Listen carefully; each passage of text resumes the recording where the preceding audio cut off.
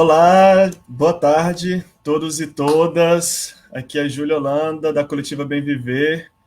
E hoje a gente vai fazer um ao vivo, uma live com duas pessoas incríveis, super referência para mim, né, e para a gente da Coletiva Bem Viver, que é a Daniele e o Carlos Coelho, que são dois camaradas, fazem parte do coletivo Vaca, né, e também têm acompanhado, têm ajudado, colaborado com a nossa candidatura, e que a gente vai conversar. Amanhã é o Dia Nacional do Veganismo, né, dia primeiro, e a gente está aproveitando esse mote do dia primeiro, antecipando agora para o sabadão de churro, todo mundo em casa, aproveitar para a gente fazer um bate-papo sobre veganismo e libertação animal, que a gente incluiu como um sub-eixo, um subtema, né, dentro do eixo maior de justiça socioambiental da nossa candidatura. Nenhum dos quatro, né, nem eu, nem Pedro Mara, nem Silvia, nem Mari, somos veganos, mas a gente incorpora com centralidade esse tema, entendendo que ele é um tema que dialoga com o debate da justiça socioambiental, o debate do ecossocialismo, né, o combate às opressões de um modo geral, e que faz parte da nossa militância, faz parte desse outro mundo que a gente busca construir, que a gente está aqui como formiguinhas, né, no passo a passo construindo. Então, vou começar aqui primeiro dando boa tarde para o Carlos. Você dá um alô aí para a gente, Carlos, depois para a Dani também. Tava mutado, pronto. E aí, galera, beleza? Meu nome é Carlos Coelho, né?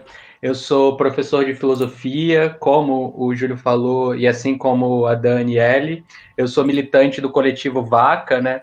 Que é sobre veganismo, coletivo de veganismo anticapitalista e popular, que é o coletivo do município do Rio de Janeiro, e esse coletivo ele é vinculado, alinhado à UVA, que é a União Vegana de Ativismo, que é uma organização nacional que tem como proposta difundir um veganismo anticapitalista, popular, interseccional e colocar o veganismo em debate com os outros movimentos sociais, né?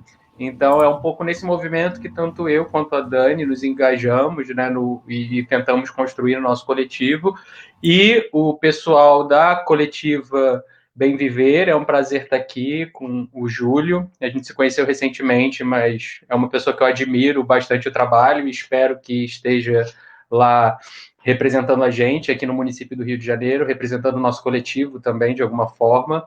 Eles, no coletivo Bem Viver, eles assinaram a carta de compromisso com o veganismo popular, né?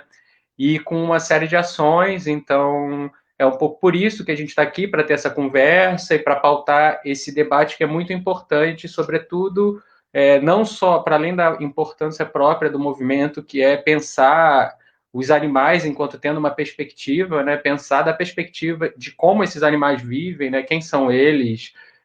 Para além disso, é um debate absolutamente relevante e incontornável se a gente quer pensar a crise global do capitalismo que produz uma crise climática que ameaça a nossa manutenção de vida enquanto espécie, né? Então, mesmo por uma motivação narcísica e antropocêntrica, né, voltado apenas na espécie humana, o debate sobre a libertação animal é um debate incontornável. É um dos debates que tem que orientar a nossa luta voltada para o futuro.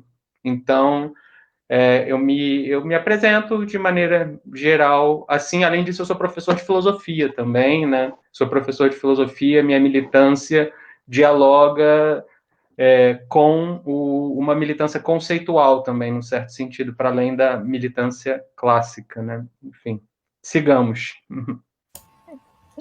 Valeu, Carlos. Seja bem-vindo. Estou vendo aí que você colocou no título, só para fazer a propaganda já aí do Vegetal Vermelho, que é o canal de divulgação do Carlos, que é um canal incrível. Vale a pena dar uma conferida. Boa tarde, Dani. Fala para a gente aí, dá uma sua saudação inicial também. Boa tarde, gente. Obrigada pelo convite. O Carlos já falou tudo, né? Mas eu sou Dani, eu moro aqui no Rio também. Eu também estou no Vaca. Eu acho que eu sempre foco mais um pouco a minha militância no movimento antirracista dentro do veganismo, que eu acho que é sempre uma pauta muito importante também. Acho que a gente tem que lutar por libertação animal e libertação humana também, porque nós também somos animais e isso impacta bastante a gente. Maravilha, Dani. Dizer, assim, uma alegria, uma satisfação muito grande mesmo, gente, estar com vocês fazendo esse bate-papo. A gente tem dentro da candidatura, né, dentro de Justiça Socioambiental, uma galera vegana que está construindo a candidatura, e eu assumo isso como uma responsabilidade muito grande, sabe? Assim, compartilhada com Silvia, com Pedro e com Mari, inclusive toda a confiança que o pessoal deposita, né, na gente, mesmo não sendo veganos, mas fazendo a discussão, e acho que, inclusive, a gente coloca isso, né, buscar esse horizonte estratégico no curto prazo também para a nossa vida, né, para as nossas vidas, acho que é importante, mas também numa perspectiva coletiva. Então, eu poderia enumerar aqui uma série de companheiras e companheiros, né, mas queria já mandar um abraço também para todo mundo que tem construído essa candidatura e tem apostado, sobretudo, na confiança e né, no entendimento de que ela incorpora um conjunto de pautas estratégicas, né, que é essas estratégias, como a gente coloca, que é o bem viver, como um horizonte de utopia, mas que ele se pauta numa outra relação entre nós, né, entre os seres humanos, entre outra relação entre os seres humanos e a natureza e as demais espécies. Então, eu acho que é uma candidatura que coloca isso em alguma medida com centralidade, né, com um elemento estruturante da nossa candidatura. Queria dizer assim que, para mim, na minha militância, né, o debate do ecossocialismo ele dialoga muito com o debate da libertação animal. Eu acho que a gente pensar o caso do Brasil, quando a gente fala do colapso ambiental, colapso climático, não dá para não falar da questão animal, né, sobretudo da agropecuária como um modelo industrial hegemônico na nossa cidade, no nosso país, e que sozinho é responsável direta e indiretamente por 70% das emissões, cerca de 70% das emissões de gás de efeito estufa nacional, né? Então, é uma indústria que contamina, que destrói, que explora, né, que degrada a natureza, os recursos hídricos, os recursos naturais, enfim. E eu acho que é desse, não só do hábito alimentar, né, mas de um modo de vida muito pautado pela exploração animal que a gente vai conversar aqui hoje. E aí, já de antemão também falar que a gente está no Facebook, então todo mundo que quiser fazer pergunta, comentário, já vai colocando lá que eu vou filtrando aqui, mandando para o Carlos e para a Dani. Vamos começar então? Eu tinha pensado a gente começar literalmente bem pelo início. Talvez assim, quem está chegando na campanha, é uma campanha que tem vários temas, né? A gente tem o eixo de educação, tem o eixo LGBT, tem o eixo de justiça socioambiental, que talvez seja o eixo onde as pessoas mais têm aproximação com o tema, mas a gente sabe que tem gente que vem de várias histórias, vários processos diferentes. Eu acho que a gente podia começar, talvez, caracterizando melhor, né? O que é esse veganismo e o que é a libertação animal, de onde parte, né? Quais são os referenciais teóricos, referenciais também de contexto, assim, que vocês podem trazer para a gente começar essa prosa aqui. Acho que podia começar de repente com o Carlos e depois Dani, ou pode ser assim? E aí acho que a gente pode fazer um bate-papo aberto mesmo, gente. Vocês fiquem à vontade aí de ir intercalando, tá bom? Vou marcar aqui mais ou menos uns 10 minutinhos para a gente bater uma bola sobre esse primeiro ponto. Beleza. Eu começo então, né? Como a gente tinha combinado. Não, então, primeiro você estava falando aí de diversas estratégias diferentes, né? E dentro do veganismo tem uma certa vertente que é tida como veganismo estratégico, né? Que na verdade é um veganismo voltado para o mercado, é um veganismo que a gente chama, eu chamo de veganismo liberal em geral, e que acaba sendo a cara, a imagem do veganismo, né? E que afasta muita gente do próprio movimento. Só que isso tem tudo a ver com como funciona o próprio capitalismo e como o nosso mundo funciona absorvendo as diferentes lutas para o seu corpo, né?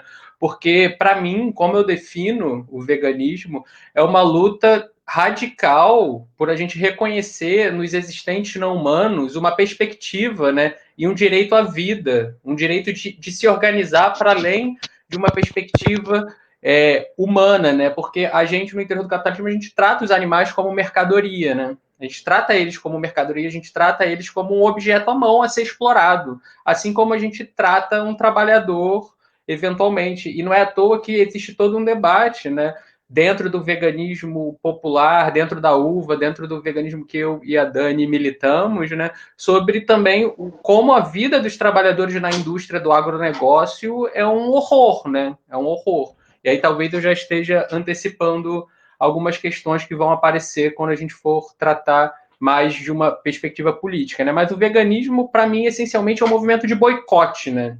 É um movimento de recusa.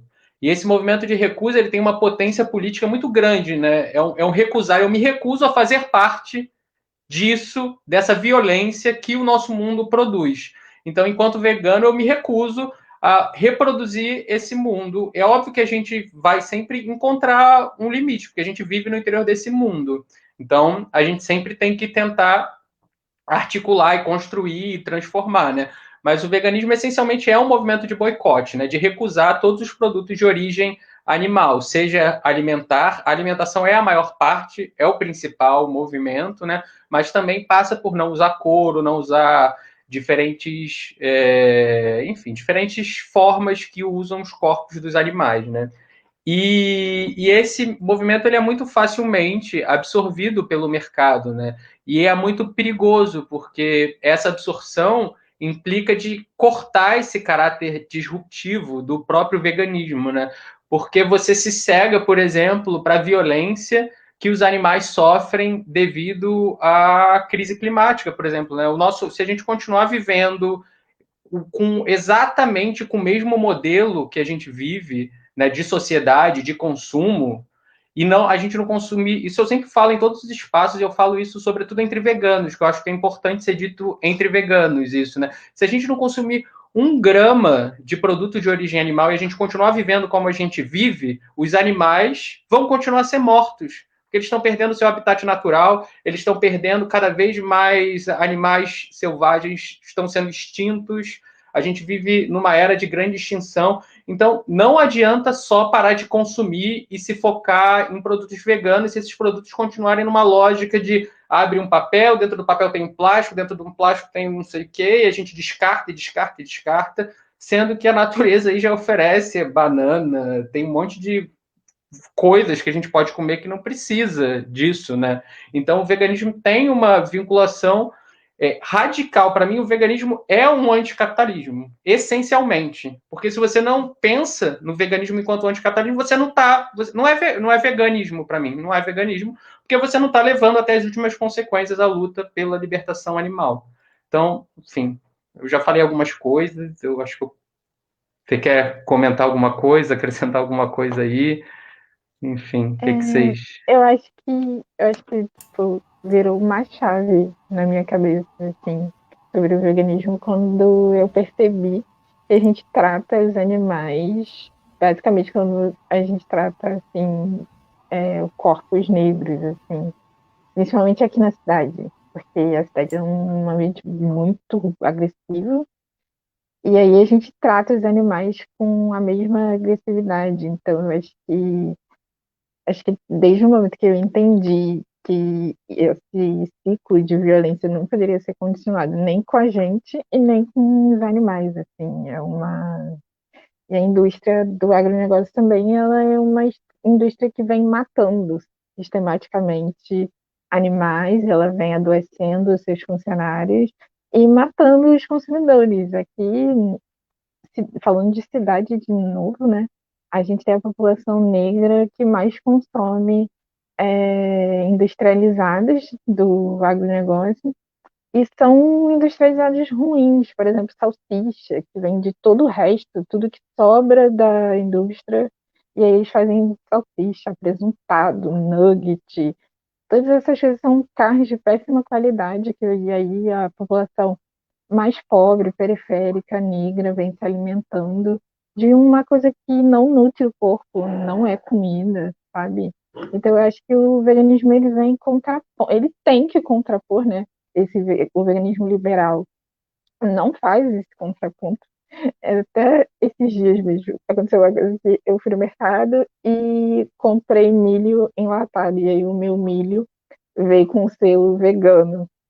E aí, tipo, virou piada aqui em casa, porque a gente fica debatendo até que ponto é efetivo você ter um milho que é um produto de origem vegetal com selo vegano. Então, assim, o veganismo acabou entrando nesse ciclo de mercado e não é para ser assim, é para ser um movimento que luta por soberania alimentar, por antirracismo, anticapitalismo, tudo englobado dentro do nosso movimento. Nossa, muito bom. Eu estava pensando aqui duas coisas que vocês citaram. Primeiro, uma que o Carlos colocou, né, assim, de... Porque é isso, tem alguns autores, Elizabeth, agora eu vou esquecer o seu nome dela, mas ela tem um livro chamado A Sexta Extinção, que ela fala que é isso, a gente está vivendo hoje uma taxa de extinção de espécies 40 vezes maior do que do período pré-industrial, assim. E é óbvio que... E aí tem vários dados que talvez vocês até saibam desses, assim, do tipo, quanto que 100% dos animais que existem de vida, né, não humana, de animais no mundo, quanto que são animais para consumo humano. Eu não tenho esse dado, mas eu lembro que tem um desses seriados, assim, filmes, documentários que mostram isso. Acho que é tipo um número absurdo, né, de acho que 70%, algo por aí. A biomassa, né? Eu também não lembro de cabeça agora, mas tem um comparativo que é a biomassa dos animais em cativeiro e a biomassa dos animais selvagens. A gente tem muito Total. mais quilos de animais trancafiados para ser Isso. abatido em toneladas, assim, do que animais na selva vivendo, né? Isso você pode empilhar um monte de baleia, daquelas gigantes lá, baleia azul, que nem se compara, nem se compara. Não, total. E é um processo isso, assim, que a gente está falando de um processo de extinção de espécies que avança, né, sobre esse modelo, né, de um modo geral, do capitalismo, sei lá, avançando sobre os biomas, sobre as florestas e tal, mas tem um modelo também de homogeneizar, né, assim, de tornar essas espécies que têm uma diversidade ampla, mas na verdade ela se restringe quase que exclusivamente àquelas de interesse humano, né, e sobretudo para alimentação. Eu acho isso um debate interessante, assim, para a gente da biologia, pelo menos, que você tem vários debates, né, mas você reduz a própria biodiversidade, que em alguma medida ela tem se reduzido, né, drasticamente. E eu acho que tem um outro elemento que eu queria pontuar do que a Dani falou, que a gente vai falar mais na frente ainda nessa conversa, a gente tinha pensado, né, mas é, que é um pouco esse debate, né, assim, na verdade, o veganismo, ele tem que ser necessariamente popular, eu fico pensando, porque ele está muito vinculado ao debate da soberania, né, porque quando a gente pensa quem é que consome, que tipo de alimento, na verdade, no Ceará a gente fala, né, que uma coisa é encher o bucho, outra coisa é se alimentar. Então, se você pega, por exemplo, o trem, né, se você pega o trem aqui na Central, para qualquer outra estação, você vê qual é o alimento que está sendo ingerido por uma população preta, população periférica da cidade, né, do modo geral. Então, eu acho que mais do que o debate apenas do consumo ou não, mas que tipo de consumo é esse, né, qual é a qualidade do alimento. Eu acho que o veganismo ele traz com centralidade esse debate da soberania alimentar, da qualidade de vida, da saúde, que eu acho que é um elemento. E aí eu queria que vocês falassem um pouco mais disso, assim, né?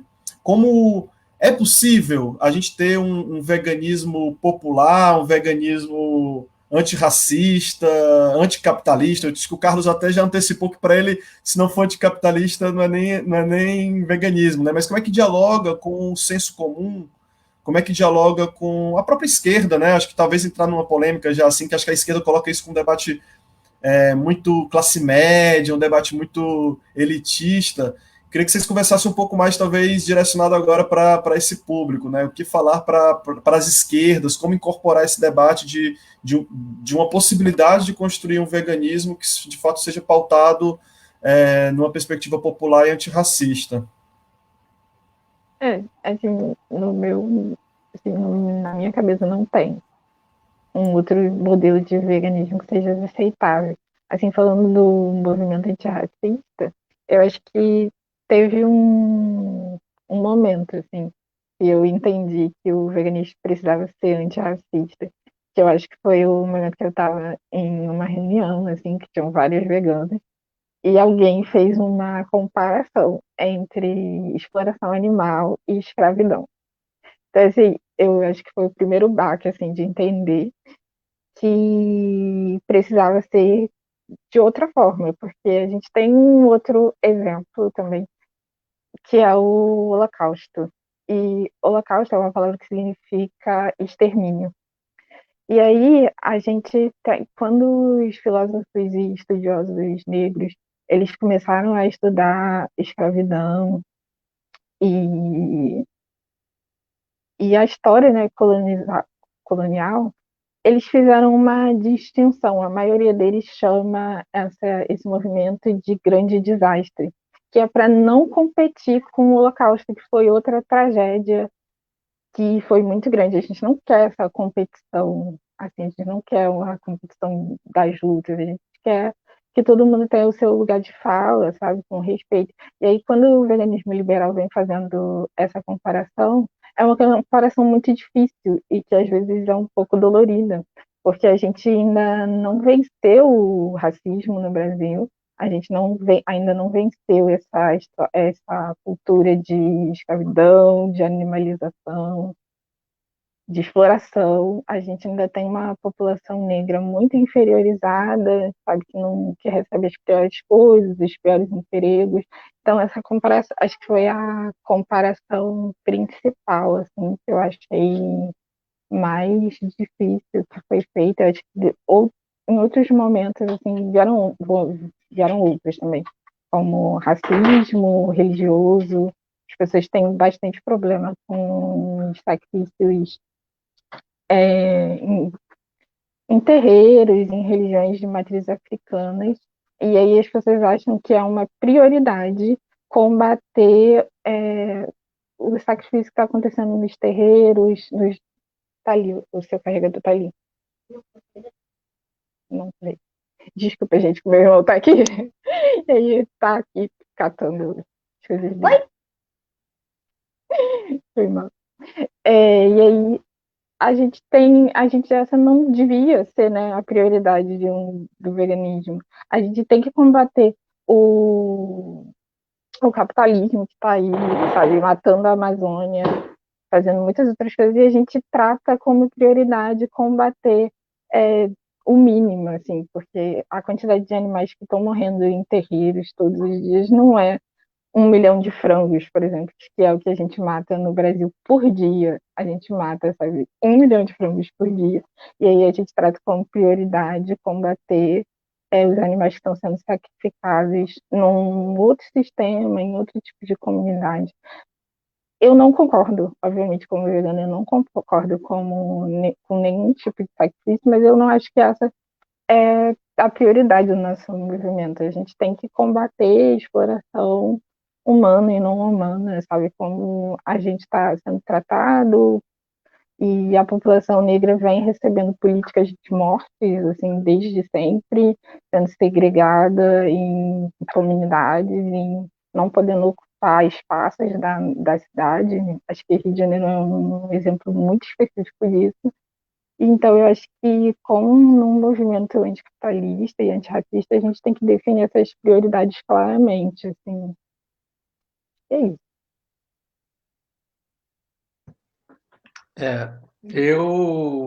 Você falou muitas coisas, né? Muitas coisas importantes. Vocês dois colocaram, né?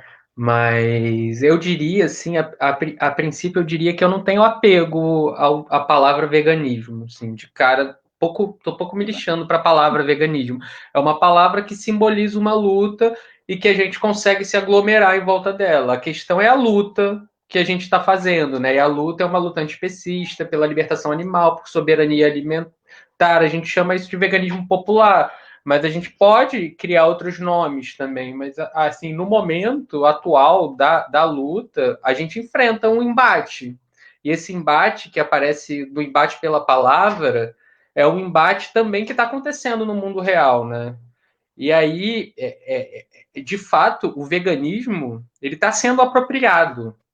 O fato de muitas pessoas terem contato pela primeira vez com o veganismo por causa do hambúrguer de uma empresa destruidora do meio ambiente e pelo fato de ficar sabendo por alguma ativista influencer branca que ama cachorros e odeia terreiros, sei lá, enfim. Você conheceu o veganismo por essa via, você vai chegar e dizer, logo todo veganismo é racista, elitista, liberal, blá blá blá. Não, isso é porque essa luta chegou até você de uma maneira torta, porque é uma luta histórica, é uma luta muito histórica, secular, né?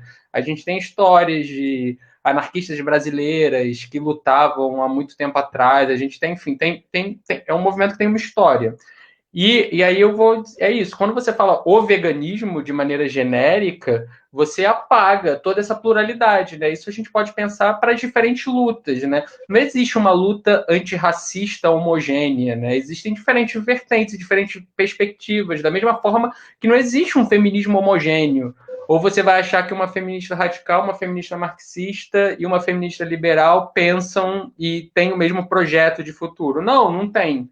Então a gente tem que. Primeiro, eu não tenho apego nenhum à palavra, mas eu tenho apego à luta. E é a luta que eu estou defendendo aqui, e eventualmente eu acho que é importante a gente lutar também pela palavra, em algum sentido. Mas se a gente perder, que se vá a palavra e a gente produz novas, né? Eu acho que a gente tem um exercício de. O nosso exercício é um pouco de utopia, né? De produzir. Você quer falar alguma coisa, né? Não, é que eu sempre falo isso, né? Que eu não tenho nenhum apego à palavra veganismo. Eu acho, inclusive, que a gente perde bastante tempo na luta ressignificando essa palavra, enquanto a gente podia estar gastando nosso tempo prestando atenção em outras coisas, sabe? Se dedicando à luta, à libertação. Mas é isso. Acho que a palavra não é o principal, assim. Acho que a luta tem que ser o principal. Os animais têm que estar em primeiro lugar. Aí eu Não. queria já colocar uma questão aí, Carlos, aí você já entra, então, ainda mais trazendo aí o aporte da filosofia, talvez.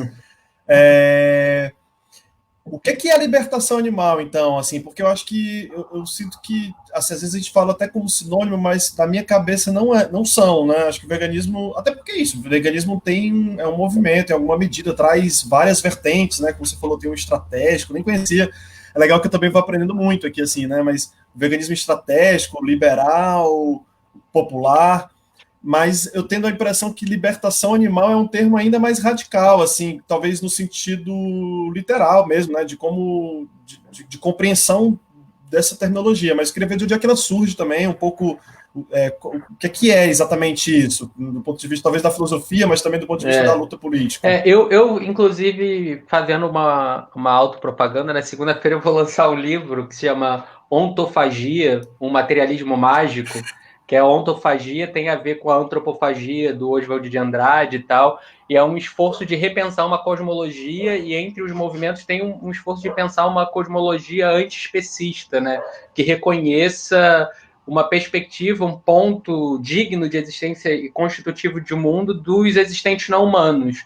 E aí não é só para os animais, né? Na real, o meu veganismo surgiu como uma consequência dessas coisas que eu estava produzindo teoricamente, e aí eu vi que eu tinha que virar vegano, porque senão eu ia estar em contradição prática com a minha teoria, né? O meu veganismo foi uma afirmação prática daquilo que eu acredito, né? Que é o que eu tento fazer. Mas, então, na filosofia, a ideia de libertação animal surge do Peter Singer, né? E ela está vinculada a uma certa tradição kantiana, tradicional, que eu ainda reconheço como um construto ocidental, porque ainda está vinculado a uma ideia de direito, a uma ideia de direito ocidental, que tem a ver com uma ideia de autonomia, e a autonomia tem a ver com responder, né? Eu posso responder por mim. E quando a gente coloca esses critérios que são critérios humanos, né, da linguagem humana, a gente automaticamente coloca os animais, então, como em falta, né, em déficit. Então, aí, o esforço que eu tenho feito é de repensar uma forma de pensamento na qual os critérios para ser constituidor de um mundo não sejam mais a capacidade de linguagem tal qual o humano a empreende, né? Então, para mim, o veganismo, né, nesse esforço decolonial, ele tem que também isso. O animal, quando o animal entra na filosofia, para mim, o animal desloca, né? Ele desconstrói de alguma medida essa estrutura, porque ele traz outras pautas, outras questões que concepções e que debates clássicos anteriores não traziam, né? Então, quando você traz um animal que não fala a linguagem tal qual a gente estabelece enquanto ocidentais como se deve dialogar, o diálogo entre dois pontos e tal, para representar uma realidade e tal, como a gente constrói, o animal ele coloca um problema, então ele passa a ser isso, passa a ser tido sempre como privado, né? Privado da linguagem. Então eu acho que o veganismo popular, assim, nesse sentido radical, é aquele que reconhece no animal uma perspectiva e que constrói o mundo. E para mim, a libertação animal ela é a libertação também da palavra animal. Que eu acho que essa é uma questão que... Porque a própria palavra animal é uma construção, né, ocidental, que é isso, é o animal oposto ao homem, ao ser humano, que é sempre humano, ocidental, branco, heterossexual. Então, quanto menos você se enquadra nessa categoria de humano, mais animalizado você é. Isso tem a ver com o que a Dani estava falando, né? Então, quanto mais você está longe, essa categoria de animal, ela é uma construção ocidental também, né? Então, a luta do veganismo, para mim, passa a ser a libertação dos animais, disso que a gente chama dos animais, que mascara uma pluralidade de existentes, né? Que tem a vaca, tem o porco, tem a abelha, tem a galinha, tem uma série de existentes que são diferentes entre eles, e a gente coloca essa categoria homogênea, violenta, que produz os animais, né? Os animais, eles são produzidos também por nós, assim como, em alguma medida, o Ocidente produziu esse conceito de negro e o conceito de raça, e que isso produz uma violência real que organiza o nosso mundo, né? O capitalismo é racista, e ele é organizado a partir do conceito de raça. Em alguma medida, o conceito de animal é também uma construção ocidental. Então, o veganismo, ele surge no interior do mundo ocidental, enfim, ele surge, mas ele surge colocando um problema para os modos de operação clássica do pensamento, né? Ele coloca uma categoria nova, que seria essa do animal, e quando a gente radicaliza esse pensamento, a gente desloca muito. Por isso que eu acho que o veganismo tem um potencial descolonial muito forte, né? Quando a gente começa a reconhecer uma perspectiva nesses existentes não humanos. Então, é um pouco por aí que vai a minha reflexão, um pouco num sentido crítico a uma certa tradição kantiana do direito e tal, que vai tentar incluir os animais. E aí, nessa, uma série de barbaridades, tipo, tem debate de a gente vai considerar os símios, os grandes símios, como tendo direito porque eles têm uma estrutura simbólica semelhante à nossa. Isso é um problema absurdo, né? A gente precisa que eles tenham, a gente prove que eles têm uma certa capacidade de linguagem e de simbolizar como nós fazemos, para que aí eles possam ter direito, porque eles vão se enquadrar naquelas categorias previamente colocadas. Isso é ultra problemático, não é por aí que é o caminho, né? Falei demais, desculpa, gente. Não, tudo bem. Eu acho que os filósofos Ótimo. decoloniais, eles são unânimes, né? Quando eles falam que houve um momento em que os humanos e os animais, eles estavam no mesmo patamar. E aí, quando o Ocidente resolveu que eles eram um tipo de ser humano superior e que eles poderiam dominar outros povos, eles fizeram essa distinção entre animais humanos e não humanos, e animalizaram todas as outras raças que não eram a branca europeia. Então, assim, foi inventado, sabe? Essa é uma característica bem clara, assim. Então, acho que o que a gente busca muito é essa libertação desse conceito de que a gente é diferente, porque a gente não é, a gente está na mesma categoria, somos animais, estamos convivendo no mesmo planeta, a gente não tem uma escala de importância, os animais são tão importantes quanto a gente. Eu acho que tem assim, eu tenho uma militância muito que dialoga muito com povos indígenas, comunidades tradicionais e tal. Eu sei que isso também é uma polêmica que sempre surge para vocês, né? Quando o pessoal quer se justificar por que não é vegano, sempre traz o exemplo do indígena. Mas eu não queria falar nem disso, eu queria trazer um aspecto que eu acho importante, porque eu acho que é isso. Vocês estão falando muito bem, assim, né? Eu acho que esse debate ele tem um contexto que é o contexto de como o capital ele se apropria das nossas vidas, dos nossos corpos e reproduz a lógica para todos os aspectos. Então, acho que Carlos mencionou assim, né, que a gente vai pensar, sei lá, todos os aspectos da vida, enfim, são permeados por essa lógica, né, do capital.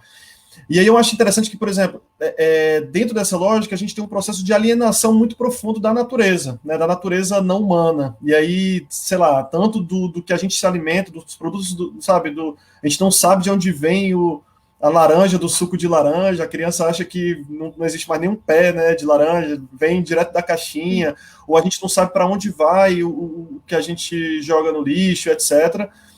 Mas eu acho que tem um processo de alienação que é de se entender enquanto natureza. E aí eu queria trazer os povos indígenas, porque eu acho que os indígenas, né, em alguma medida também, né, a pensar assim do ponto de vista mais da cosmovisão indígena, de um modo geral, que eu acho que é reconhecer nas demais espécies enquanto espécies com vida, né, independente da utilidade humana. E é engraçado que é isso, eu estou falando de um conjunto de povos que não necessariamente não se alimentam de animais, mas ainda assim eles estabelecem com aquelas outras espécies uma relação de vida, né, de seres que têm, sei lá, a alma em algumas etnias tem um pouco esse debate de que elas têm vida, etc. Então, é um elemento que para mim é interessante, porque quando a gente fala do bem viver, é um pouco essa discussão também, né, que rompe um pouco dessa visão antropocêntrica, que, né, a gente só entende os seres humanos, as demais espécies como detentoras de direitos se elas se aproximarem da gente. Esse exemplo que o Carlos falou agora, né, é impressionante como isso é muito marcante, e eu acho que os indígenas a cosmovisão indígena, ela traz uma visão sociobiocêntrica, ou algo mais nesse sentido, que coloca, de fato, a natureza no outro lugar das relações sociais. Eu acho que eu, pelo menos, me inspiro muito, assim, olhando, né, a discussão de vocês, né, as contribuições que vêm do movimento, do coletivo, que eu acho que ela se soma nessa perspectiva do bem viver que a gente está falando. Eu queria que vocês falassem ainda um pouco mais disso também. Fala aí, Carlos. Viva o panpsiquismo. Só queria falar viva o panpsiquismo. Mas não, eu concordo totalmente com você. O meu horizonte de luta é todo nesse sentido. Eu virei vegano justamente por entrar em contato com esse tipo de discurso. O meu livro Ontofagia tem um diálogo com a ideia de antropofagia, que tem uma relação, enfim, antropologia. Eu me interesso muito por isso. E eu cheguei ao veganismo a partir disso, não foi o contrário, né? Esse tipo de reflexão me fez me tornar vegano.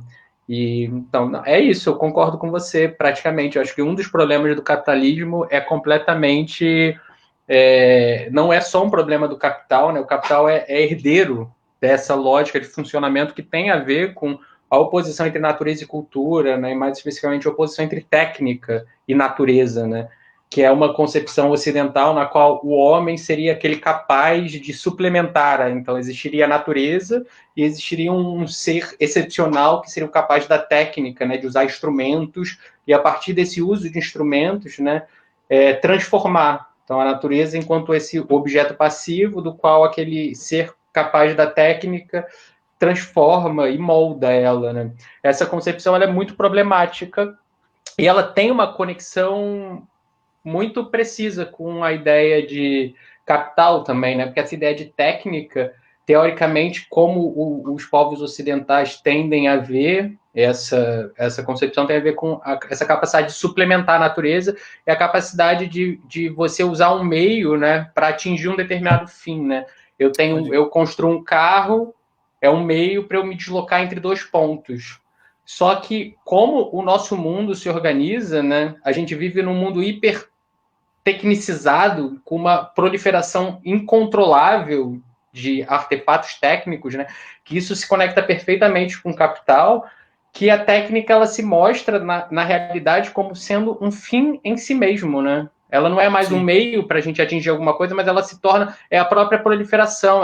Então, o iPhone 1 vai... A inovação no capitalismo é iPhone 1, iPhone 2, iPhone 3, iPhone 11, iPhone 30, iPhone 40, iPhone 50, e a lógica de produção continua ali naquela proliferação, né? E da mesma forma, tem uma autora que eu gosto muito, que é a Donna Haraway, que ela vai falar, né, que os utensílios técnicos, eles têm também, né, eu esqueci a frase exata, mas é como eles têm a política deles também, né? Os instrumentos, os artefatos técnicos, eles têm as políticas deles também, né? Eles implicam o mundo político, eles implicam, e mais do que implicam, eles produzem os sujeitos. O carro, mais do que ser um meio, o carro produz o sujeito que vive nesse... Antes de existir a estrada, né? Antes de existir o sinal de trânsito, cinto de segurança, teste, legislação de trânsito, o carro foi produzido antes disso. E o carro, porque o carro foi produzido, a gente teve que construir estrada, e começou a ter acidente, a gente teve que construir bafômetro, a gente começou a construir uma legislação em volta desse utensílio, né? E a nossa vida gira em torno disso, né? Então a gente produz uma cidade que roda a partir de carro, e isso produz a nossa subjetividade também, ali, atomizada dentro das janelinhas e tal, que não está acostumada a se deslocar de outra forma. Então, os utensílios técnicos produzem a gente também, mais do que a gente produz ele. O capital, a lógica, essa subversão entre meios e fins é a mesma coisa, né? Assim, teoricamente, o dinheiro no nosso mundo é um fim em si mesmo, né? Ele não é mais um meio para a gente comprar alguma coisa. É só você ver bolsa, mercado, como o mercado financeiro funciona, né?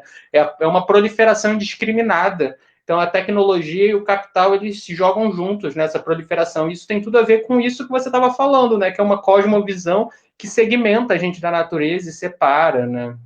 Então, é um pouco nesse horizonte que eu penso essa questão, e eu acho que as diferentes cosmovisões, né, de outros povos não ocidentais é um horizonte de futuro. É o que eu aposto, né? É no que eu aposto. Como diz acho que o Krenak fala isso, assim, que o futuro é ancestral nesse sentido de reconexão com a natureza, com a vida. Ô, Dani, fala, eu acho que tem um aspecto assim, que a gente já está falando, mas queria que você falasse agora um pouco mais de como. Que eu acho que vocês trazem isso no coletivo, né? A ideia do VACA, um coletivo anticapitalista.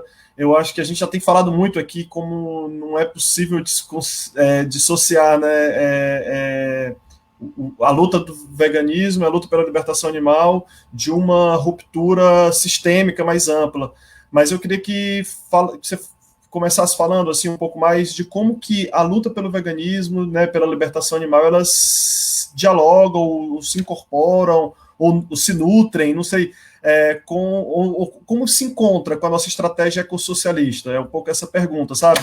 Em que medida que elas se encontram, em que medida que essas duas lutas elas se somam, né, numa perspectiva de ruptura sistêmica. E eu falo isso porque tem vários coletivos que são ecossocialistas, mas que não necessariamente reivindicam o veganismo.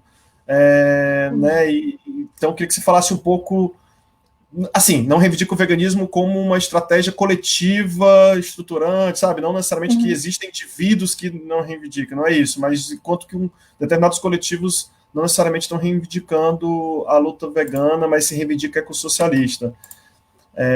Fala um pouquinho. Eu acho que a gente pode pegar o exemplo também dos povos originários, né, que estão aí fazendo essa luta, e aí eu acho que o veganismo em si, ele não tem, acho que o veganismo liberal, ele usa muito essa justificativa de que, sabe, aquela definição da sociedade vegana lá, primária, que é lutar contra qualquer.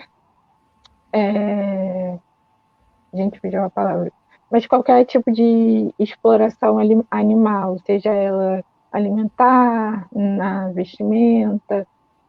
E aí, essa definição básica, assim, de que a gente tem que lutar contra a exploração animal, ela acaba sendo um pouco genérica, porque a gente, se você está lutando só pelos animais, e aí cai naquilo que o Carlos já falou, que aí você está lutando só pelos animais, mas você não está lutando contra o consumo, você não está lutando contra, sabe, a favor dos trabalhadores, as pessoas têm essa dificuldade de unir as lutas.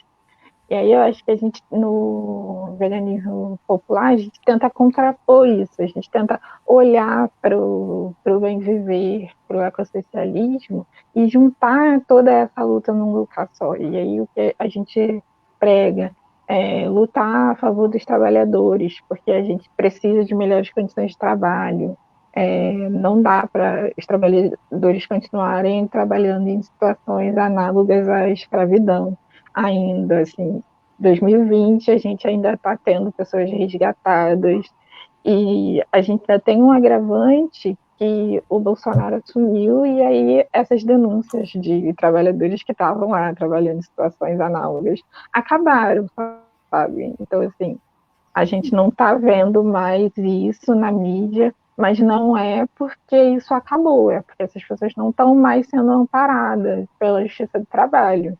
Então, assim, lutar só por libertação animal é ser excludente, sabe? A gente está numa sociedade que precisa se encontrar, todas as nossas lutas precisam se encontrar em algum ponto.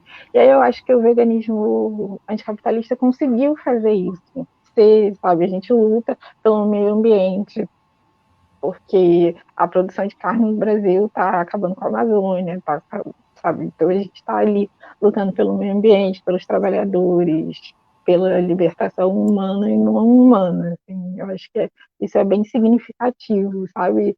Tirar a luta dessa coisa genérica e tornar ela significativa e importante socialmente. É isso. Você quer falar, Ricardo? Não, acho isso muito bom, porque também você defender um veganismo, libertação animal, mas numa sociedade profundamente desigual, com exploração das pessoas, né, profundamente com recorte racial permanente, né, um racismo estrutural, eu acho que não é essa sociedade que a gente defende, eu acho que também, obviamente, não é o que... Acho que essa é talvez a grande novidade que eu vejo, né, vendo de fora, obviamente, né, acho que a grande novidade com um coletivo como o de vocês, o Vaca, e enfim, que é fazer essa interseção, né, os sistemas, né, o tema de classe, de raça, de gênero, eles se encontram quando a gente vai discutir qualquer tema, né, a nossa sociedade, ela é permeada por essas interseccionalidade, então não seria diferente sobre a alimentação ou sobre a relação que a gente tem com as demais espécies, elas são muito, esse recorte é muito nítido, é muito explícito, né? E eu acho que Eu tem um acho outro que tema, pode falar. Desculpa, não, é que eu lembrei de uma coisa, que eu acho que tem uma outra questão do veganismo liberal, é que o veganismo liberal, ele prega veganismo sem soberania alimentar. E a gente sabe muito bem que a maior parte da população brasileira hoje não tem essa autonomia de escolher o que vai comer, sabe? As pessoas não têm autonomia de escolher que, eu vou comer só vegetais. Às vezes as pessoas não têm acesso, então a gente não tem como pregar só veganismo sem soberania alimentar. Acho que essa luta, ela tem que andar lado a lado. A gente tem que dar autonomia para as pessoas possam ter direito de escolha.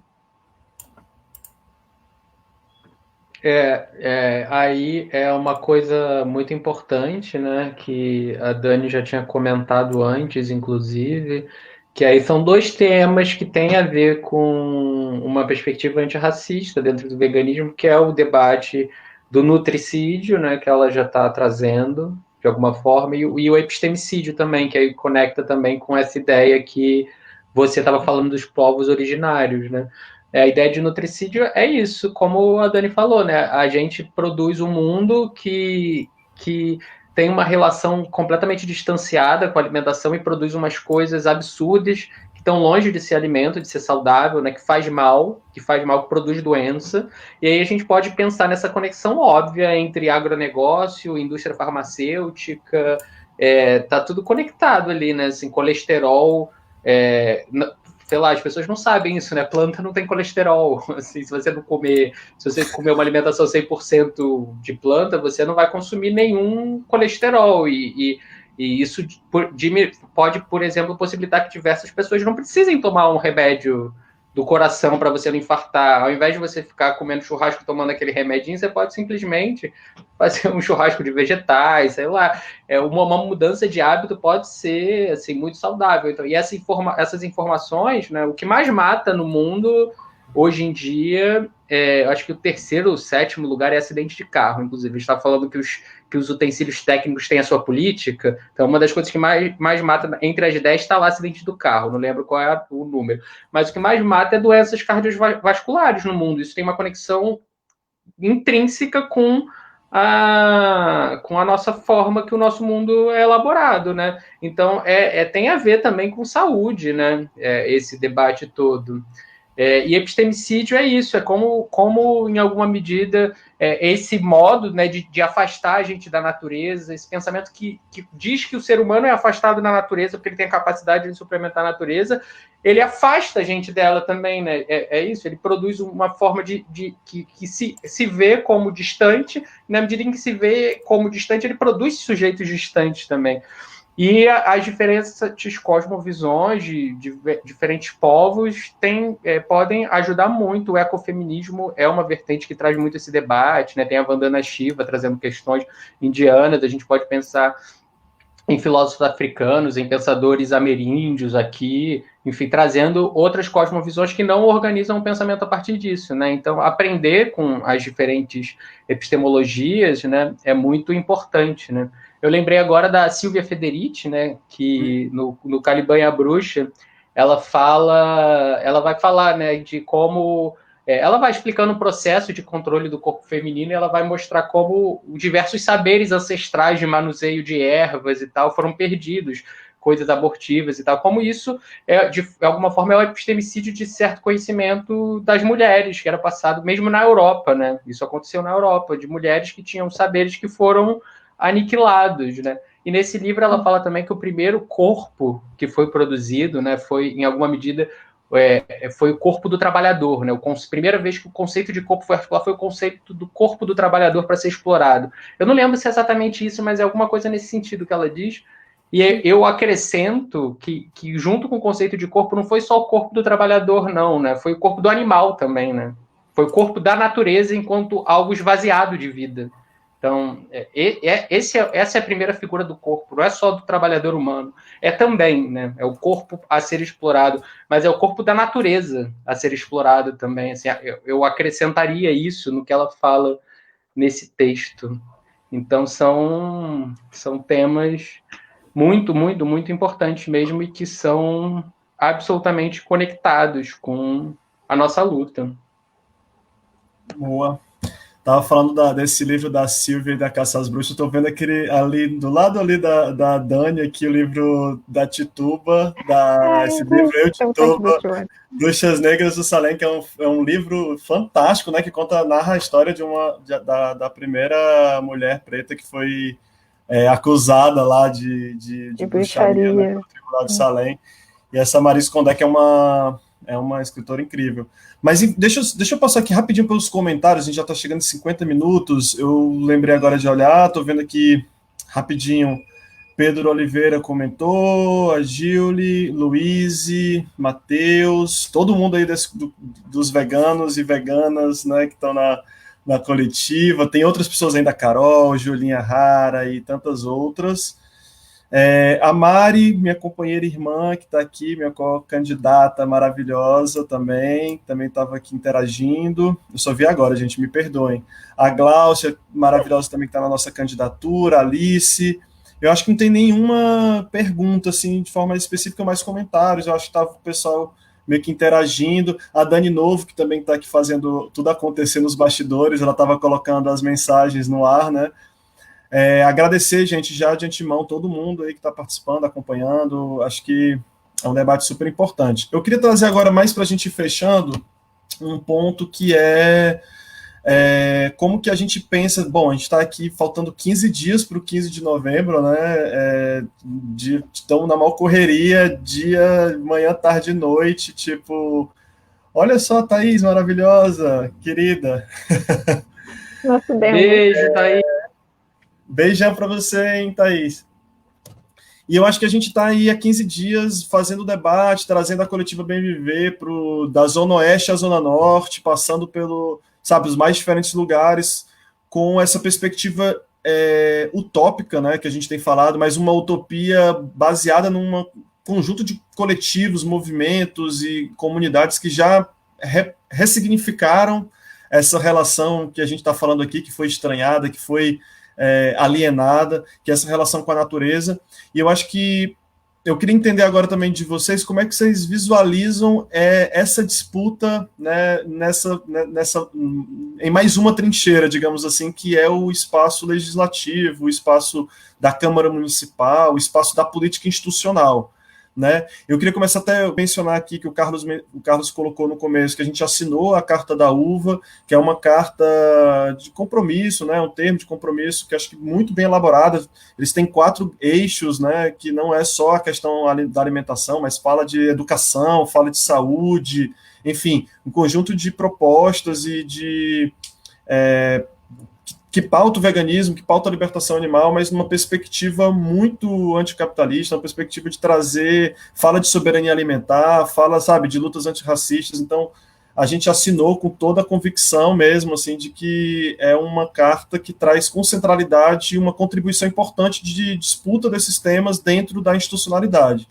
E aí, óbvio que a gente, né, uma vez eleito e eleitas, a gente vai colocar todas aquelas propostas para funcionar, mas eu queria ouvir um pouco de vocês, como é que vocês visualizam isso, né?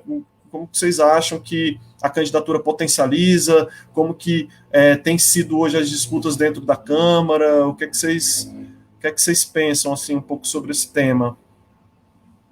Você quer começar, Carlos ou Dani? Eu posso falar, ou a Dani quer ir, tanto faz, não sei.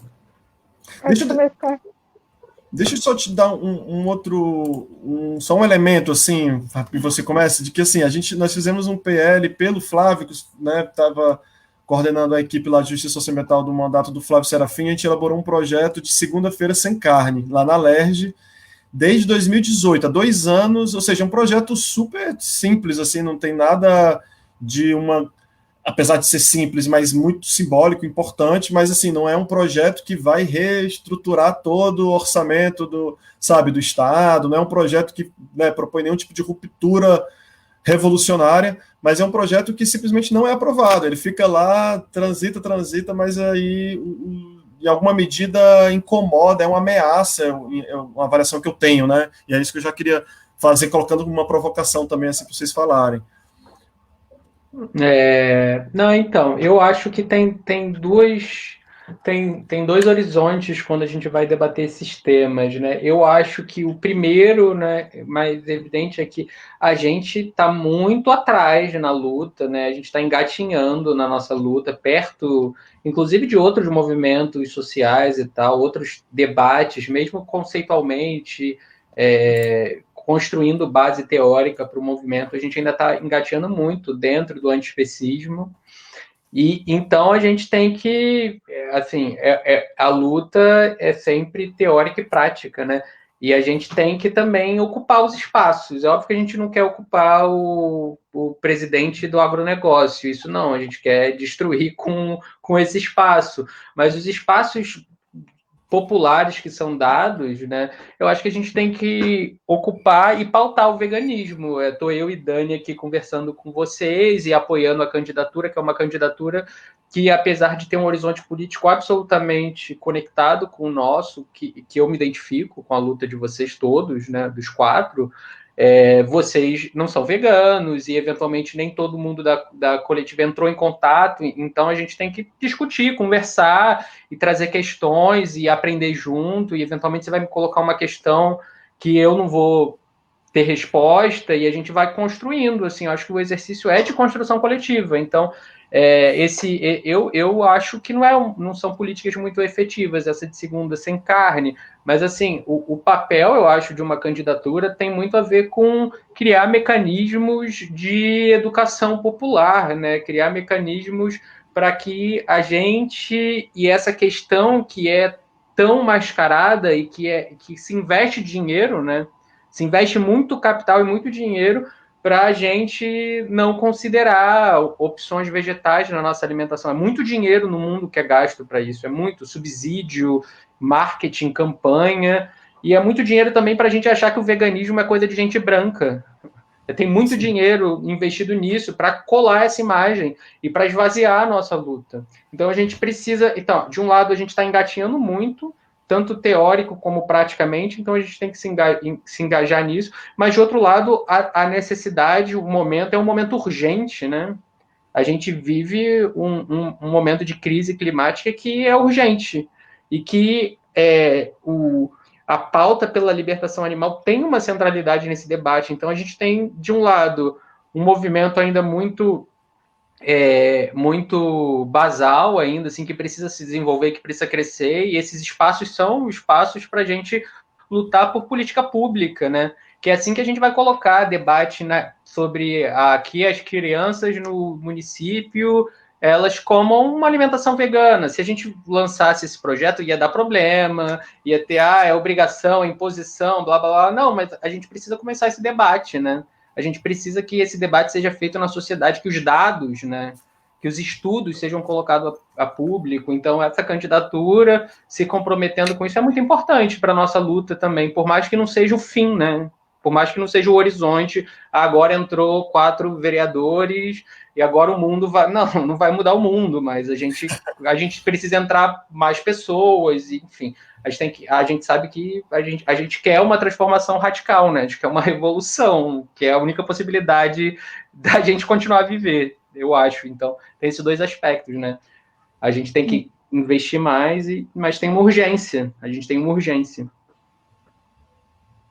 Eu concordo com tudo que o Carlos falou, mas acho que tem algumas opções práticas, assim, que eu acho que a gente pode fazer a nível de prefeitura. Por exemplo, apoiar a agricultura familiar, que aqui no Rio de Janeiro ela é totalmente invisibilizada, assim. Acho que apoiar a agricultura familiar é um bom início. Acho que também facilitar a ocupação de terrenos para a gente criar a horta comunitária também, eu acho que também ajuda muito na soberania alimentar. E quanto à segunda sem carne, eu acho que ela acaba sendo pouco efetiva, mas eu acho que se a gente trouxer a segunda sem carne como porta de entrada educativa, eu acho que ela também funciona, porque as crianças, elas, é aquilo, né? Tipo, as crianças aprenderam na escola que precisavam usar cinto de segurança. E aí, sabe, pai, usa cinto de segurança. Eu acho que a gente pode meio tentar esse viés também. Acho que nem todo mundo, acho que vai, sabe, se convencer do veganismo através disso, mas eu acho que é sempre uma boa porta de entrada, sabe? Explicar para as crianças os benefícios, falar sobre soberania alimentar, sobre que ela pode escolher o que colocar no prato. Eu acho que é uma boa porta de entrada também.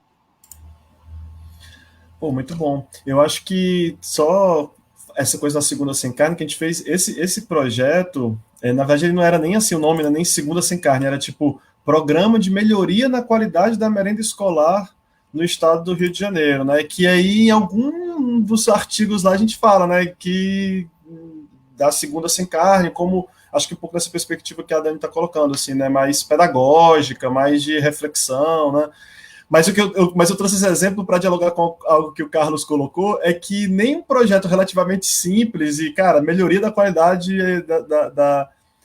da alimentação escolar, tipo, algo super, parece meio consensual, mas nem isso passa, né? E aí eu queria dialogar um pouco com isso, assim, são limites também, né, do legislativo, que é um legislativo ainda hegemonicamente elitizado, né, pautado pelos grandes interesses do capital, então óbvio que a gente entrando é uma trincheira, né, um grupo que vai fazer esse enfrentamento, mas é um espaço real com uma correlação de forças, acho que esse é o termo, muito desfavorável para as lutas populares. E aí é óbvio que a gente está falando isso de nível municipal, nível estadual, nível federal, não tem ninguém por fora do que está rolando. E aí eu queria dialogar muito com o que o Carlos está falando, né, e Dani também tem falado, que eu acho que o papel de um mandato, o papel de uma campanha, o papel também, né, dos coletivos, acho que é um pouco fazer a discussão política, trazer para o debate político as questões que não podem ser naturalizadas como sempre foram e sempre serão assim, né? Então, eu acho que trazer a discussão, por exemplo, de uma outra possibilidade de alimentação, de uma outra possibilidade de relação com os demais animais, com as demais espécies, eu acho que isso, tipo, é profundamente radical, sabe? Profundamente revolucionário no sentido de projeto de sociedade que a gente defende. Então, eu vislumbro muito isso, óbvio que a gente vai lá pautar projetos, né, dentro do legislativo, dentro desse espaço, mas, sem sombra de dúvidas, é um espaço também de educação popular, de trabalho de formiguinha, sabe, de convencer outras pessoas. E aí eu queria dialogar para a gente já ir fechando uma pergunta que a Julie colocou aqui. Eu acho que depois, de repente, vocês podiam dialogar um pouco sobre ela, que a Dani Novo acabou de colocar aqui para a gente, para facilitar, obrigado. Como vocês acham que conseguimos chegar nos carnistas periféricos com mais eficiência? Alguma perspectiva de trabalho de base nesse sentido? Acho que tem um pouco, dialoga um pouco com isso que a gente está falando. Queria que vocês fechassem já. E é isso, exemplifica, né, a partir de uma experiência que ela tem e como levar isso para esses locais. Eu acho que tem uma.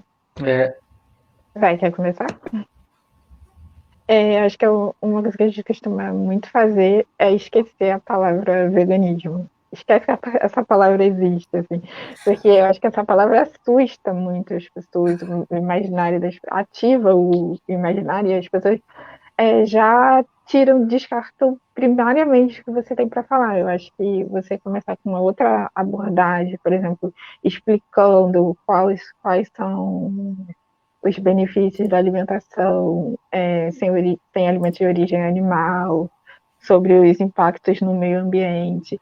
Eu sei que algumas pessoas questionam muito essa abordagem no movimento vegano, mas eu acho que as pessoas precisam ter autonomia, e eu acho que as pessoas, quando você apresenta essa perspectiva, eu acho que as pessoas elas conseguem chegar no veganismo de alguma forma, sem você ter que empurrar o veganismo goela abaixo das pessoas. Eu acho que, sabe, as pessoas são, sabe, seres humanos pensantes, autônomos, então eu acho que se a gente chegar com uma abordagem menos violenta, conversando, apresentando os pontos ambientais, anticapitalistas, eu acho que dá tudo certo, pelo menos tem dado certo com isso. sobre a pergunta, né, e sobre isso que vocês estavam falando antes dessa pergunta, né, eu acho que cada vez mais intransigente, eu acho, com a nossa luta, né? Às vezes a gente diálogo. Vocês estão me ouvindo que a minha imagem está congelando, está indo bem? Ou está travando? Tá, Tá indo? Deu uma ainda tá leve Beleza. ouvindo. travada, mas dá para te ouvir bem. Beleza. Só porque eu vi que a minha imagem estava congelando, não sabia se a minha voz também estava. Mas então, acho que a gente tem que ter uma intransigência, né? Porque o próprio mecanismo liberal demanda da gente diálogo, né? Demanda, vamos ser afetuosos, vamos ter carinho, vamos lá. Enfim, tem toda uma certa demanda, construção, né? E a gente tem que ter, claro que a gente tem que ter, mas a gente tem que ter entre os nossos, né? Mas a gente tem que ter muito claro também quem são, porque existem inimigos que estão ali. E eu acho que cada vez, esse momento que a gente tem vivido politicamente, eu acho que tem demandado cada vez mais que a gente seja intransigente no sentido de não fazer concessões, assim, com a nossa radicalidade, né? Acho que a gente não pode fazer mais concessão, porque as demandas do nosso tempo são demandas urgentes e radicais, e esse debate que a gente está fazendo aqui é um debate urgente e radical, né?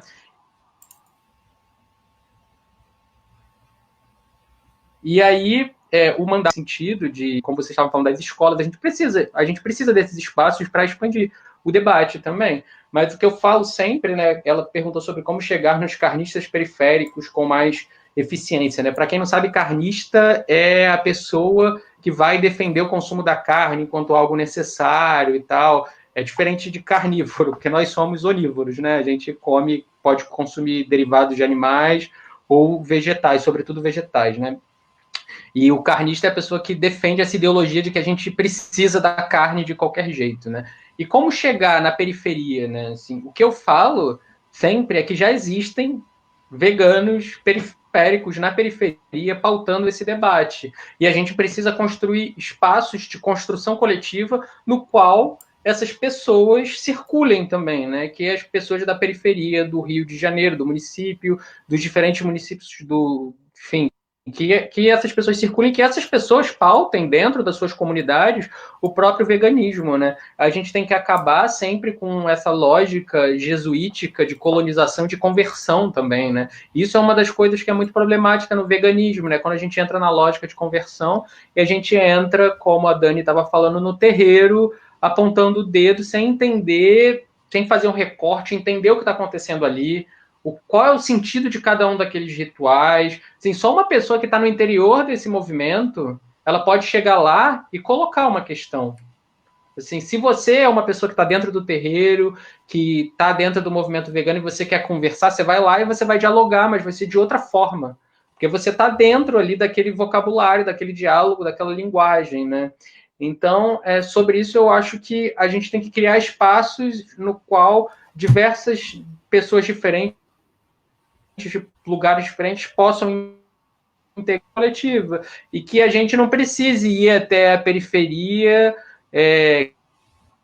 que não é a nossa, né? Que não é a nossa. A gente vai na nossa periferia, na nossa região, falando entre os nossos e tal, mas que a gente não precisa, porque vai ter gente lá, não tem que vir uma moça que tem milhões de canis aí para chegar para ficar salvando todos os cães no mundo, no Brasil, blá. Não, gente, não é disso que a gente precisa. A gente precisa de mais pessoas dentro das comunidades debatendo no interior. Enfim, é um pouco essa, sim, é um pouco essa a minha perspectiva. Pô, muito bom, muito bom. Esse é um tema que eu acho que não dá para a gente avançar mais, mas esse da intolerância religiosa, né, de um racismo ambiental, de um racismo religioso aí que Dani trouxe no começo, que Carlos relembrou aqui agora, eu acho isso muito, assim, é um debate também que acho que às vezes acaba, é uma falsa polêmica na minha avaliação, né, sobre o veganismo e tal, mas que muitas vezes é colocado, e eu acho que é engraçado porque na minha avaliação é sim um caso de racismo, de intolerância, porque ninguém questiona a ceia de Natal, ninguém questiona a forma como os animais são utilizados, por exemplo, nas religiões, né, no catolicismo, né, no evangélico, nas neopentecostais, por exemplo, mas é muito fácil de se questionar os sentidos que se dão nas religiões de matriz africana. Então, eu acho que é um outro tema, é uma outra abordagem, mas que de repente a gente pode até conversar em outra circunstância, né, porque eu acho que também vocês têm muito que falar disso.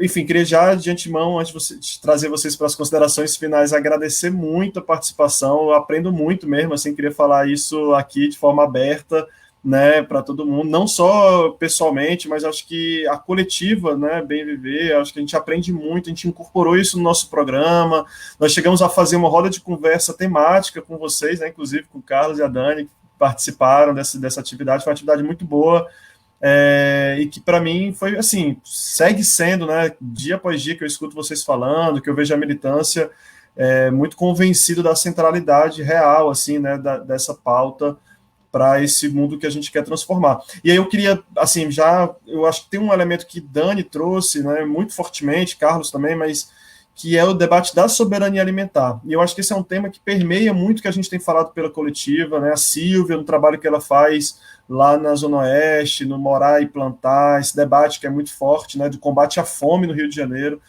E eu acho que para a gente, a soberania alimentar, de fato, é esse, sei lá, a consciência plena, né, do direito de decidir o que se cultiva e o que se come, em última instância, né. Por um lado, quando a gente fala dos agricultores que possam decidir como plantar, o que plantar, a partir de técnicas agroecológicas, com sementes crioulas, por exemplo, com direito à terra, direito à água. Ontem eu e Silvia assinamos, né, pela coletiva Bem Viver, um termo de compromisso com o MST, que traz todos esses temas que a gente está conversando, dialoga muito com essa nossa roda de conversa, né? Então, eu acho que por um lado é esse direito do trabalhador do campo, né, do agricultor, mas por outro lado os consumidores, que a gente possa decidir do que a gente se alimenta, né? Que produtos são esses, as informações nutricionais, sabe, e etc. Então, eu acho que de fundo se conecta muito com essa conversa, né, com essa linha política que a gente tem colocado com centralidade na candidatura, que é o da soberania alimentar e da segurança alimentar em alguma medida. Queria já que vocês colocassem aí um pouco considerações finais, mandassem um beijo, um abraço, e já também dizer que não, depois eu coloco, que eu queria depois passar a agenda, mas eu posso falar depois que vocês fizerem as despedidas. Eu acho que soberania alimentar permeia muito o veganismo, né? Porque a gente não pode ser vegano se a gente não tiver direito de escolha. E aí, tipo, já em 2019, o aumento da pobreza já vinha aumentando bastante. E aí, aqui no Rio de Janeiro, a gente tem visto, tipo, um aumento exponencial, assim, de pessoas morando nas ruas, em plena pandemia, e aí, a cada vez que a gente anda, tem mais uma pessoa. Acho que tem sido muito dolorido, assim, acompanhar esse processo no Rio de Janeiro. E aí, mas eu acho que, assim, acho que a gente vai continuar caminhando, mas eu acho que uma das propostas que eu vi essa semana foi a da Thalita Flor, ela postou um vídeo falando sobre hortas comunitárias e foi muito bonitinho, porque ela fez esse convite das pessoas fazerem essas hortas em comunidade. Assim, se você está plantando tomate, o seu vizinho planta alface, e aí o outro vizinho planta outra coisa. E aí a gente recuperar essa soberania alimentar em comunidade, porque eu acho que isso foi bem significativo, porque não é possível a gente conseguir esse direito à alimentação sozinho. Essa é uma luta coletiva que a gente só vai conseguir caminhando coletivamente. E aí eu queria agradecer, a conversa foi linda, gente. Obrigada pelo convite, é sempre muito bom estar aqui com vocês.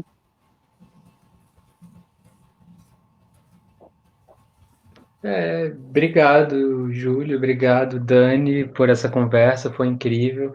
Você falou para a gente dar tchau. Eu não vou mandar um beijo para minha mãe, para o meu pai, em especial para você, porque a gente tem que conversar também sobre a família tradicional, heterossexual, cisnormativa. Também é um papo que a gente tem que ter. Então, eu não vou mandar um beijo para a mamãe e para o papai, mas eu mando um beijo para vocês dois.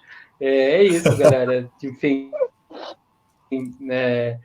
Eu tô por aí, tô pelas redes aí com Vegetal Vermelho, eu tô no Coletivo Vaca junto com a Dani, tô na Uva, eu tô por aí construindo, e é isso. Segunda-feira agora eu vou lançar meu livro, para quem tiver interesse, se liga também. Eu tô no Estamos YouTube ansiosas.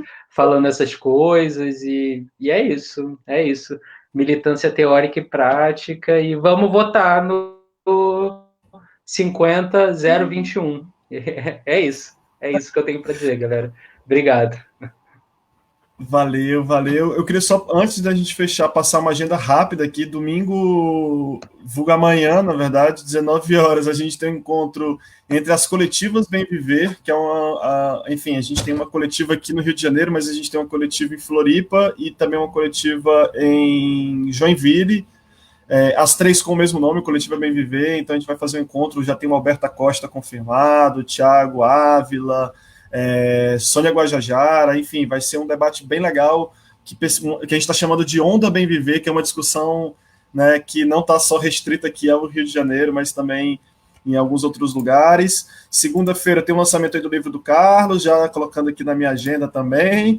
Terça-feira à noite tem uma live que a gente vai fazer com a Thalíria Petroni, deputada federal. Também todo mundo fique ligado, que vai ser muito massa. E na quarta-feira a gente vai fazer uma plenária de educadores e educadoras, né? Plenária de educação com a coletiva Bem Viver. Então também todo mundo convidado, convidada.